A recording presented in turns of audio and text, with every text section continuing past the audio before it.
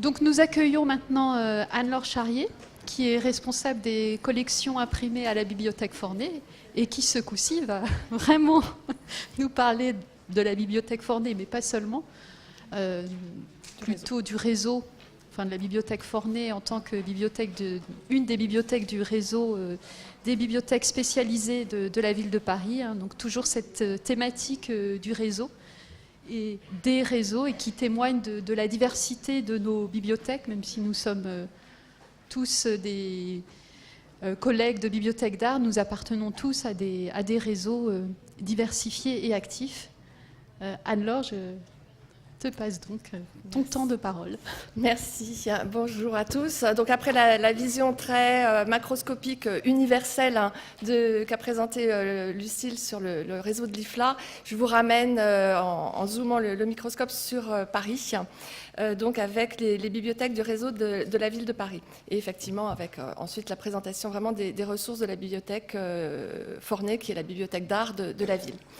Donc pour vous remettre un petit peu de contexte parisien sur l'administration qui gère ces bibliothèques et ces collections, quelques mots. Donc la ville de Paris, au niveau des bibliothèques, regroupe 74 établissements, structures, qui sont donc administrés en réseau et qui, à la ville, sont donc des bibliothèques municipales et qui sont gérées par la direction des affaires culturelles, qui a tout juste changé de logo, donc vous l'avez décliné dans tous les tons de la gamme. Donc la direction des affaires culturelles regroupe des établissements culturels, que ce soit donc les bibliothèques, mais aussi des conservatoires, des théâtres, des cinémas, les salles de concert, des lieux de pratique amateurs, d'exposition, d'archives, donc tout le patrimoine culturel de la ville, dont vous avez ici les principaux groupes et les principaux chiffres. Donc vous voyez que c'est un environnement extrêmement éclectique au niveau culturel. J'ai signalé aussi en particulier toute l'activité cinématographique, puisque Paris, la plus belle ville du monde, attire à elle, vous voyez, plus de 1000 tournages annuels, hein, donc c'est vraiment une mission très spécifique aussi. Et il y a aussi le Centre des archives de Paris, à la ville même, qui est une mission transverse. Donc là, vous avez l'organigramme, non pas pour l'apprendre par cœur, mais pour que vous voyez un petit peu comment justement le patrimoine culturel est ventilé selon des directions assez spécifiques. Et les bibliothèques sont gérées dans la sous-direction à l'éducation artistique et la pratique culturelle. Les archives de Paris, au niveau des ressources, juste un petit mot, c'est là que sont centralisées toutes les archives des commissaires-priseurs, qui en histoire de l'art est une des ressources assez essentielles. Donc je le signale à bon entendeur. Où se trouvent les musées. Donc vous avez vu ici, finalement, on a parlé des édifices cultuels et historiques avec leurs œuvres, notamment les 130 orgues de la ville, la création artistique, le bureau des bibliothèques. Les musées ont échappé il y a quelques années à l'administration centrale générale, en fait, des affaires culturelles, et se sont organisés en établissements publics administratifs. Donc c'est une entité autonome maintenant, qui elle aussi a une logique de réseau, puisque les 14 musées de la ville de Paris sont administrés par Paris Musée, qui a sa propre structure administrative, ses propres budgets, sa propre autonomie en la matière, même si c'est rattaché évidemment directement à l'adjoint à la maire de Paris. Et au niveau des ressources, je vous fais une petite enclise musée.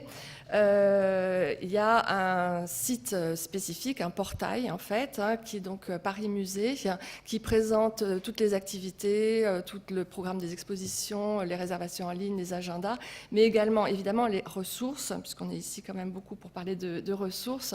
Donc les musées de la ville de Paris fonctionnaient déjà sur une plateforme numérique et aujourd'hui ont regroupé à la fois leur base œuvre et leur base ressources documentaires. Donc sans rentrer trop dans les détails, vous avez derrière moi le site en fait de la plateforme. Au niveau des ressources documentaires, c'est encore assez modeste. Évidemment, c'est la description des œuvres, hein, qui est la majeure partie de cette base de données avec 285 000 œuvres référencées sur un total de plus de 2 millions, donc il y a encore un petit peu de progression, mais nos collègues y travaillent évidemment activement. Et puis vous devez le voir, ça doit être ici, je ne sais pas si ma souris me répond, enfin sur le bandeau bleu, qu'en matière d'archives et de ressources documentaires, c'est une plateforme agrégative, les musées commencent à renseigner leurs ressources documentaires. Voilà ma mini parenthèse Paris Musée. Je répondrai à vos questions si vous en avez ici. Je peux y répondre pour avoir rejoint la ville de Paris il y a quelques mois à peine.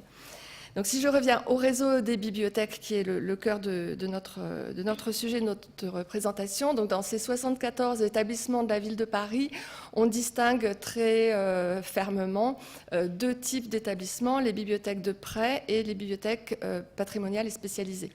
Les bibliothèques de prêt, une grande majorité, sont toutes les bibliothèques de quartier qui sont administrées en réseau et qui sont extrêmement dynamiques dans l'accueil du public, l'ouverture, l'accès à l'information, la documentation, aux loisirs, et qui ont un site particulier avec tout un tas de services et de services aussi dématérialisés qui sont très très liés évidemment à l'action culturelle et sociale que la ville cherche à promouvoir et mettre en place pour toute sa communauté.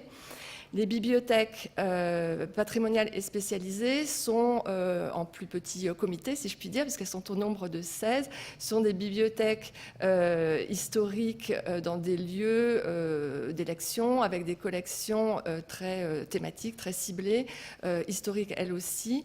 Et au niveau de leur description, de leur accès, elles ont un portail distinct des bibliothèques de prêt que je vais vous présenter plus en détail. Vous le voyez, les bibliothèques patrimoniales regroupent à elles plus de 6 millions de documents dans une très très large diversité. Elles ont toutes comme point commun d'être ouvertes au public sans distinction, enfin avec un critère d'âge à partir de 18 ans, mais après sans exigence de recherche particulière.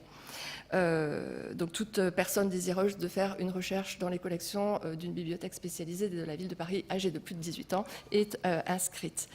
Donc ces bibliothèques, quelles sont-elles? Vous avez un petit visuel de l'application en ligne.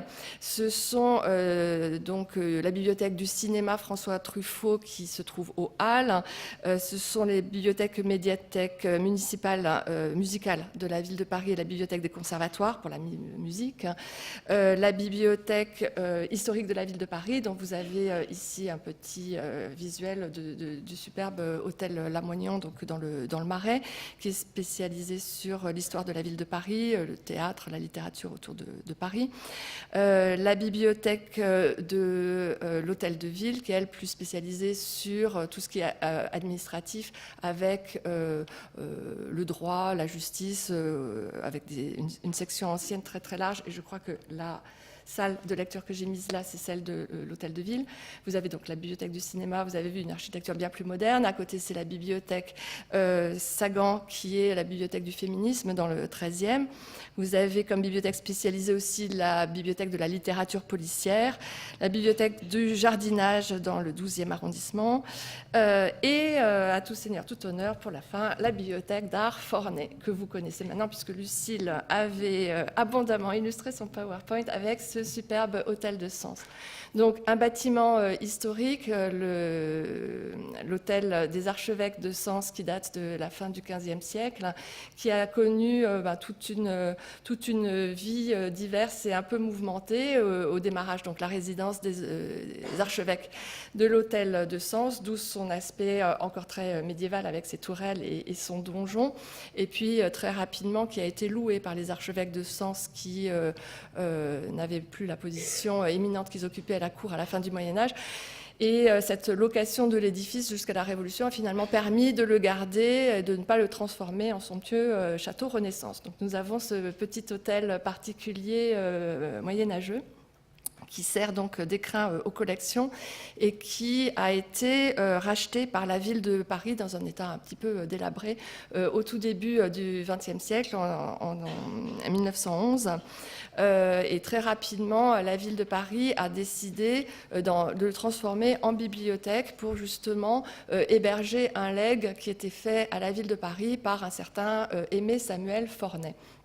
Il y a un certain parallélisme, je dirais, avec la présentation que Anne-Elisabeth a faite ce matin avec l'histoire de Jacques Doucet. On n'est pas sur la même aura, le même niveau de public envisagé pour la bibliothèque, mais c'est une histoire un peu comparable avec ces personnages du 19e siècle extrêmement encyclopédiques et avec une certaine philanthropie en fait, du 19e siècle où un mentor finalement cherche à faire don de l'œuvre intellectuelle cultivée au cours de ces années à sa ville, à son pays, enfin avec voilà un certain pour assurer un certain rayonnement et un certain partage. Donc c'est effectivement ce qui s'est passé. Donc Aimé Samuel Fornet, en 2 mots, c'est un industriel d'origine suisse qui a travaillé beaucoup dans la formation professionnelle, les métiers d'art, et qui a documenté son activité, notamment autour de la toile imprimée, des papiers peints, et qui a décidé de faire don de sa documentation pour la partager avec les artisans, enfin avec cette communauté, ces métiers, pour documenter au niveau contextuel, artistique, les sources d'inspiration des métiers d'art.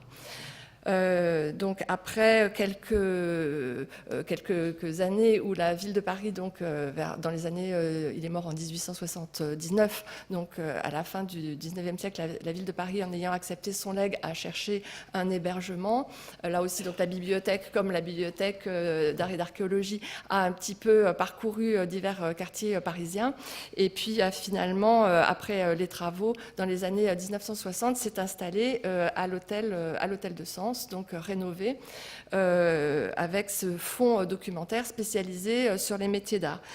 Dès sa définition, ce fonds documentaire était à destination de ce public aussi dans une logique de prêt à domicile, hein, pour que justement ce public puisse, sur son établi, le soir à la veillée, se documenter, trouver des sources d'inspiration, des modèles artistiques. À la fin du 19e siècle, on est vraiment aussi au moment où le mouvement Arts and Crafts se répand, se propage, et où le beau et l'utile se rejoignent. Donc pour les artisans, à la fois par source d'inspiration et puis par efficacité commerciale, on recherche évidemment des modèles, quel que soit le domaine artistique qu'on pratique, que ce soit l'ébénisterie, le travail du cuir, le travail des impressions, du papier, des toiles, etc. Donc la bibliothèque Fornet a vraiment cette base documentaire comme spécialité, les arts appliqués, que tout l'Ancien Régime on appelait art mineur, et qui justement à la faveur de ce mouvement de démocratisation de l'art et de son entrée dans la vie publique deviennent donc art décoratif et appliqué. Et progressivement, je dirais que de même que pour Doucet, la phrase célèbre de son bibliothécaire qui disait on commença avec l'histoire de France et puis petit à petit l'histoire de l'art en France et puis on s'est étendu à tous les pays, à toutes les époques, bah, finalement c'est un petit peu le même mouvement des arts appliqués. On a eu besoin d'un contexte plus général, donc d'histoire de l'art, et malgré tout, donc nos grandes tendances maintenant, même si la bibliothèque Fornet est devenue vraiment la bibliothèque d'art et d'histoire de l'art de la ville de Paris, reste quand même ces arts décoratifs avec des grosses spécialités dans le textile, la mode, la publicité et le design.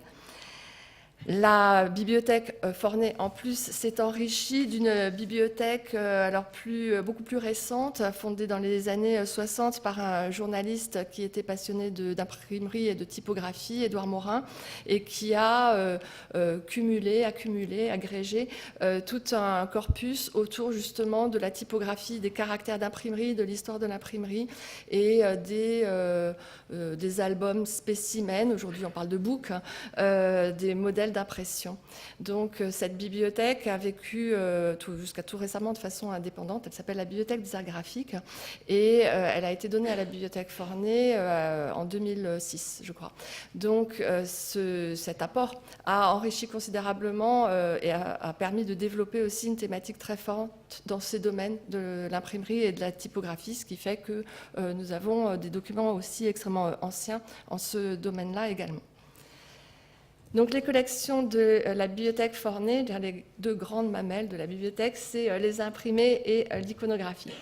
Donc les imprimés, donc c'est un ensemble de 235 000 volumes, donc vous avez le détail, des recueils d'ornements, des manuels techniques, donc il y a effectivement toujours ce souci d'être aussi une bibliothèque très pratique, très pragmatique. On a toute la collection, notamment des manuels Roret, qui sont ces petits manuels qui sont apparus dès les années 1860-70 sur toute technique, en fait, avec des mini-encyclopédies très précises et qui comptent plus de 300 numéros. Des catalogues raisonnés, et puis avec l'environnement contextuel très large de l'histoire de l'art, des catalogues d'exposition. Donc on n'est évidemment pas au niveau de l'INHA, mais il y a déjà quand même une belle collection de plus de 50 000 catalogues d'exposition depuis le 19e siècle. Deux fonds contemporains assez récents dans la bibliothèque, les fonds de livres d'artistes, donc des artistes du livre qui interviennent en complicité souvent avec un auteur et qui réalisent un livre-objet ou une intervention artistique dans un livre. Donc la bibliothèque compte un petit millier de livres d'artistes qu'on essaie de développer en relation étroite avec les grandes thématiques de la bibliothèque. Et la même chose pour le fonds de Gravzine, donc c'est type de document héritier un petit peu de la bande dessinée, mais d'expressions graphiques et qui sont dans la logique continue finalement de cette spécialisation dans tous les arts du livre, et de la typographie et de l'impression dont je vous parlais. La bibliothèque a évidemment aussi une belle collection de catalogues de vente publique et de salons de la fin du XVIIIe siècle jusqu'à nos jours, et un admirable fonds de périodiques, notamment de périodiques anciens. Donc on a 58 000 volumes de périodiques, donc plus de 4000 titres morts, donc qui ne sont plus imprimés, et aujourd'hui à peu près 300 titres vivants, toujours dans les mêmes domaines très similaires, donc de la mode, de l'art, de l'architecture, du design, des pratiques artistiques de la caricature, et aussi de l'art publicitaire, qui est une des grandes thématiques aussi que je n'ai pas citées. Donc la seconde grande richesse de la bibliothèque Forney, ce sont ses collections iconographiques et qui la transforment un peu en bibliothèque-musée, parce que là on passe à d'autres dimensions en fait, puisque la bibliothèque donc conserve une très large collection d'affiches et de papier peint, toile imprimée. Donc des affiches publicitaires avec 30 000 affiches de la fin du 19e siècle jusqu'à nos jours, mais avec une prédominance très forte jusque dans les années 1930-1940. Et une très belle collection de papier peint et de toiles imprimées, qui est la troisième collection française, après le musée des Arts Déco de Paris et la collection de Rixheim en Alsace. Dans les collections iconographiques, vous trouvez un nombre très abondant. Je dis très abondant parce qu'il n'est pas complètement quantifié, mais ça se chiffre en centaines, voire en centaines de milliers d'échantillons de tissus divers et variés, de dessins pour justement les dessins d'ébénistes ou de fabricants de meubles, notamment Fourdinois, que je citais, des cartes postales. Donc là, il y a, je crois, presque 1 million, m'a dit Sylvie, 1,5 million de cartes postales. Donc, c'est vous dire si on n'est pas au bout de notre inventaire. Et beaucoup de documents publicitaires. Donc, tout ce qui encombre aujourd'hui nos boîtes aux lettres, font la joie et la richesse des collections de Forney. Donc, pensez de temps en temps à la bibliothèque Forney. Voilà, des catalogues commerciaux, des magazines, des revues de fabricants, de maisons diverses et variées, et puis une très belle collection des catalogues des grands magasins, qui va donner lieu d'ailleurs à une prochaine exposition à la bibliothèque, je vous en reparlerai. Donc voilà, toute cette collection sur l'art publicitaire, l'expression du goût, du mode de vie, en fait, qui est conservée. Donc Forney est vraiment une bibliothèque très 19e, mais avec une belle extension sur tout le XXe siècle de tous ces arts décoratifs et appliqués qui sont donc documentés dans nos collections. Voilà la vue intérieure que Lucille n'avait pas dévoilée, merci Lucille. Donc la salle de lecture, vous voyez dans ce décor néo-gothique, mais remis au goût du jour, puisque la bibliothèque a réouvert il y a 2 ans, complètement câblée, avec un éclairage OLED très agréable et appréciable.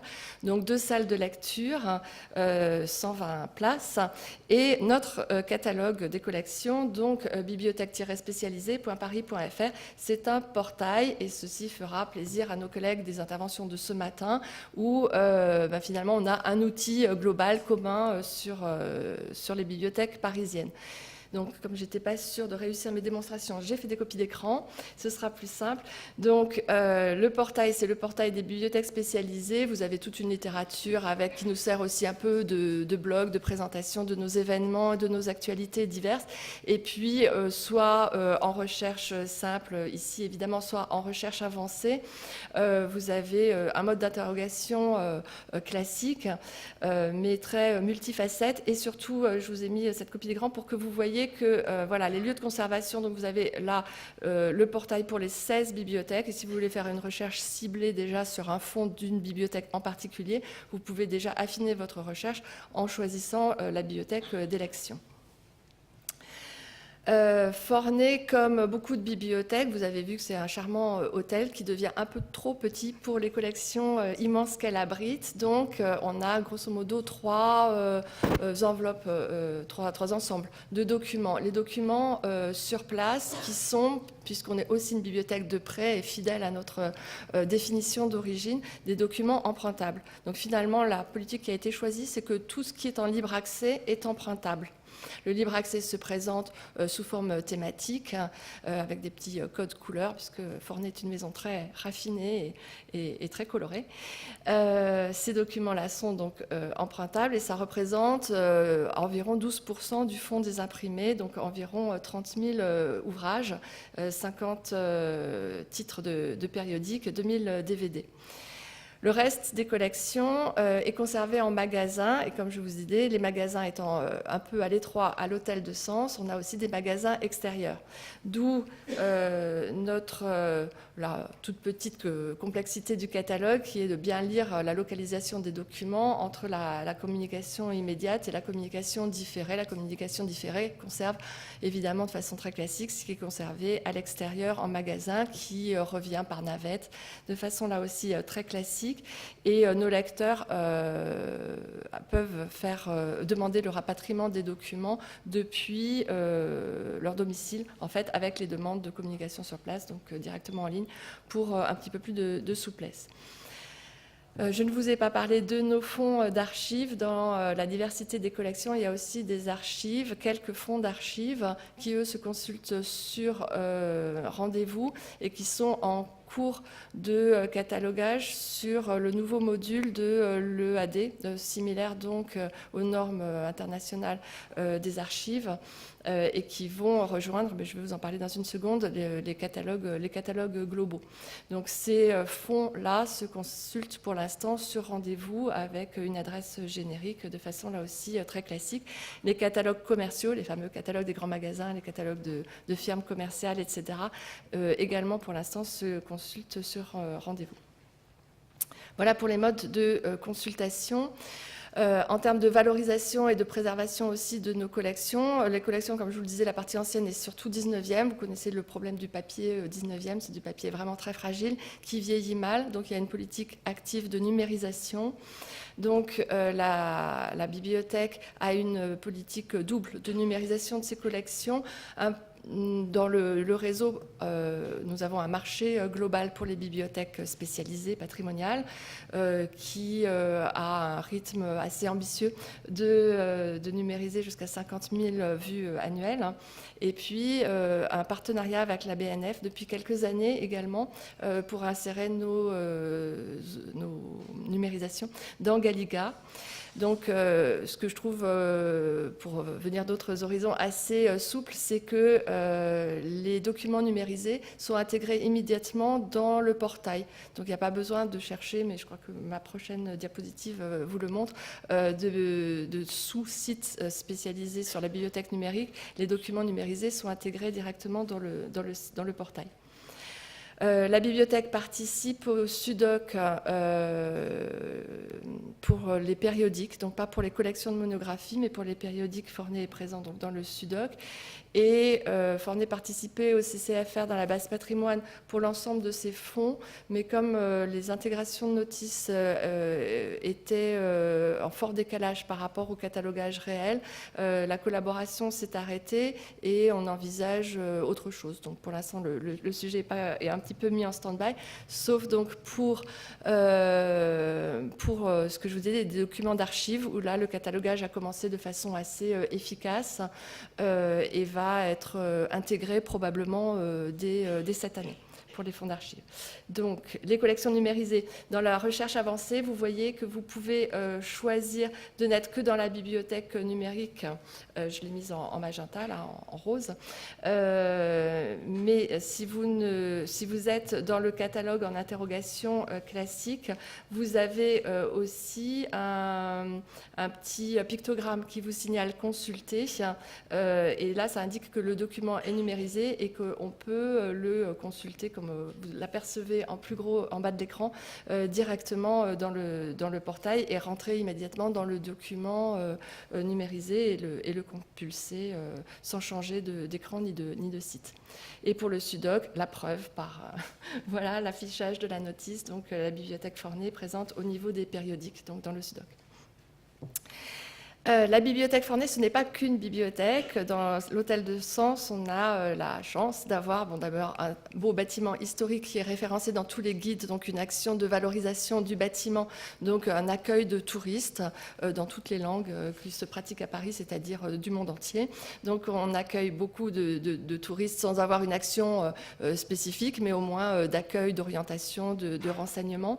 Et puis il y a une très belle galerie d'exposition vaste en quelques salles, mais qui fait plus de 200 mètres carrés. Et donc Forney organise des expositions, des rencontres, des manifestations diverses et variées, donc avec un plan d'exposition qu'elle partage avec le réseau, mais avec un rythme d'exposition de 2 à 4 expositions annuelles, et puis un certain nombre d'actions thématiques de participation à divers événements nationaux comme la Nuit Blanche, la Nuit de la Lecture, les Journées du Patrimoine, ou des événements plus parisiens comme Paris s'écrit, le Festival Traversée du Marais et bien d'autres. Donc, n'hésitez pas à aller sur la page Facebook et sur les blogs, puisque tout est référencé et à travers le portail. Je fais un petit peu de publicité pour notre exposition actuelle, dont Lucille Trunel est la commissaire, qui est dédiée à Jacqueline Duhem, donc une illustratrice, une imagière. Le mot est choisi par Jacqueline Duhem dès le début de sa carrière, l'imagière des poètes, qui a donc illustré Prévert, Matisse et qui a passé sa vie dans ce monde exquis tout en couleurs. Donc c'est une exposition jusqu'à mi-juillet. Et puis Forney prête activement ses collections. Donc on est sollicité pour beaucoup de prêts extérieurs. Donc j'ai la casquette également de régisseur. Donc il y a quelques 200 documents à peu près. J'imagine, là je trouve que ça va crescendo. Donc là vous avez un petit article que j'avais écrit sur la diversité des expositions qui empruntent les documents à Forney autour de Matisse dans le réseau parisien. Mais actuellement, puisque les vacances s'approchent, je vous donne des idées de petits week-ends dans le nord, vers Dunkerque, autour de l'épopée automobile dans les années folles, pour voir donc les affiches de Forney, vers Grenoble, les papiers peints, tout un art à la Maison Bergès. Si vous voulez aller jusqu'à New York en septembre, il y aura Mode et Femmes sous le titre anglais de French Fashion. Donc donc une activité extrêmement diversifiée. Les périodiques et les affiches sont évidemment des documents précieux, très convoités par nos collègues organisateurs d'expositions. Je crois que j'ai à peu près épuisé mon temps de parole. Qu'est-ce qui me reste? Que si vous voulez visiter la bibliothèque, on organise aussi des visites et des collections et des visites historiques du bâtiment, là aussi sur rendez-vous, les matinées où la bibliothèque est fermée au public, et rendez-vous pris à l'adresse que je vous ai précédemment indiquée, Bibliothèque Forney. Et vous n'avez plus qu'à prendre le chemin du Marais et venir nous rendre visite.